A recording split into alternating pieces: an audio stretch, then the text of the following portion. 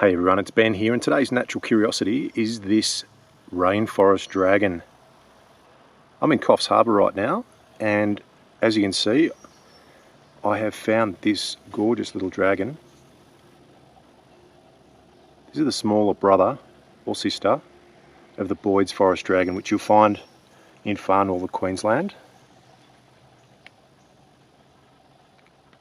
And these ones will get as far south on the Australian east coast as Gosford, and then up to about Queensland.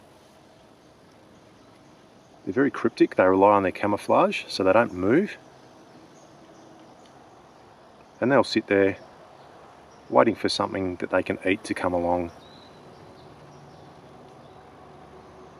They're active by day, and they're also an egg layer. This is a rainforest dragon.